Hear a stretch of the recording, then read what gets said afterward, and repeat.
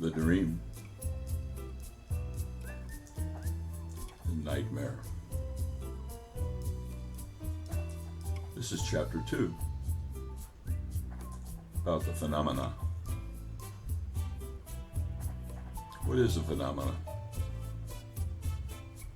Are we in a airliner, flying by instruments only? Can't look out the windows? Is the phenomena just outside, trying to speak to us from outside our cockpit? Is that what it is? I don't know. This is about the phenomena. Chapter 2, the phenomenon. I was nursing a black cup of coffee, and sleepy as I was, I thought back to the dream last night, wondering if that was real. Is it possible to summon a caretaker and have an in-depth discussion? I was afraid to tell anybody about it. I need to check the internet. I'll check Drudge Report. Matt Drudge is reporting on a newly released declassified DoD memorandum on UAPs, unidentified aerial phenomena. And slide 9 of that memo says, the science exists for an enemy of the United States to manipulate both physical and cognitive environments in order to penetrate U.S. facilities, influence decision makers, and compromise national security. Manipulate both physical and cognitive environments to penetrate U.S. facilities, influence decision makers, and compromise national security.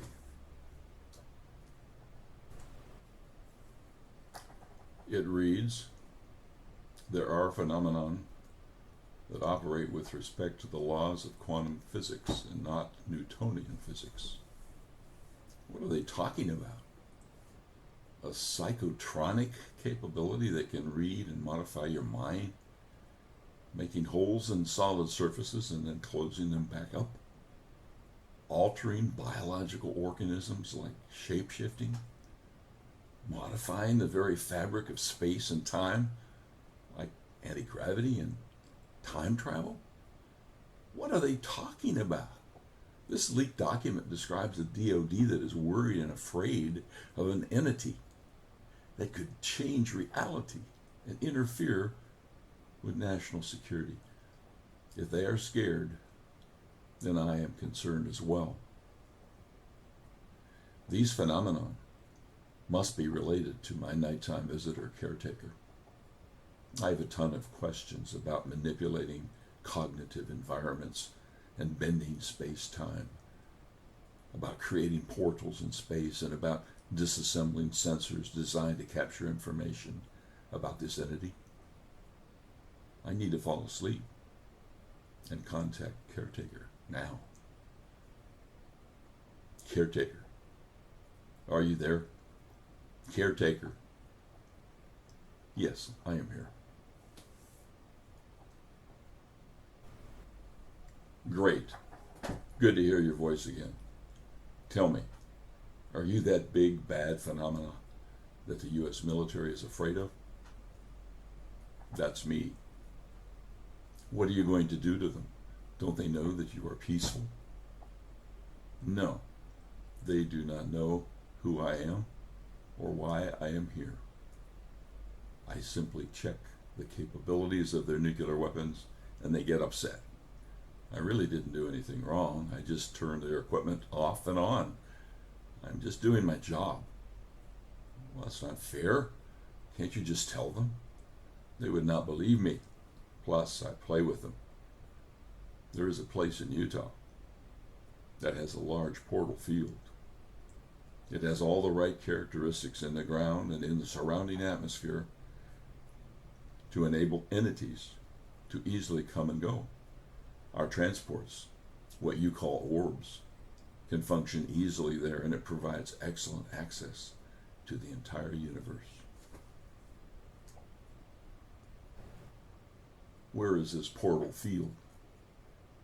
In Utah, there is an area of about 512 acres where the Ute Indians have lived for hundreds of years.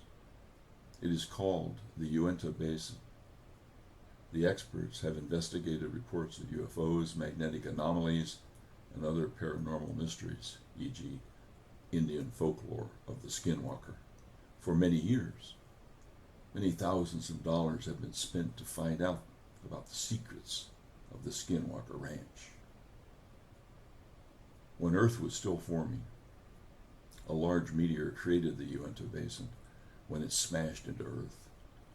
Fortunately for us, that large stone had a massive magnetic field and literally energized the surrounding desert, creating gigantic magnetic forces and exposing hundreds of portals to other dimensions. These fields have been utilized ever since, providing entry and exit ports for interstellar travelers. The Skinwalker Ranch is where they shoot at us with rockets and guns, and for some reason they think we are hostile, when in fact, all we want is to be left alone so that we can do our job. We have never hurt anyone. How do we play with them? Once they were planning on observing the transports transversing one of the portals, activating a group of expensive telescopes with high-definition camera capability, and preparing to fire a rocket at one of our portals. I had to kill the star alignment template from the flash memory within the telescope's controller, which shut them down. An astronomer exclaimed, "This has never happened before, and I don't understand how it is possible." They were confused and irritated. They were not happy. They do not like our hitchhikers when we follow them home and spook their family to remind them that the ranch has belonged to us for thousands of years. They are the intruders, not us. That tends to increase their frustration and bad feelings about our presence on the ranch. They seem angry at you. Well, as I said, we play with them by turning their equipment on and off. It's great entertainment, and I get much joy from getting them all excited. I must have some fun. One other time, they obtained a special electronic control van called Osiris, which is off-road scientific investigation and response informatics system, which could photograph any aerial object anywhere on the ranch using the visible, ultraviolet, and infrared spectrums. We could not allow that, hence I shut down the power to the console, and they would bring it up, and I would shut it back down. Such fun. Okay, just stop. Now I know why they don't like you. I don't like you. This is our world, yet you treat us like play toys. You have no right interfering in our affairs. You think you know better than we do. You frustrate our scientists and frighten our military. I have been here before humans, and I will be here long after you are gone. We are monitoring how you have been taking care of this planet, and the report card is not very good. You people are a primitive, violent species with the knowledge of how to make a hydrogen bomb, and you have no reluctance to use it.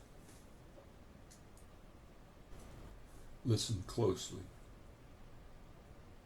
I am speaking to you from outside your bubble, from a place that you cannot even comprehend.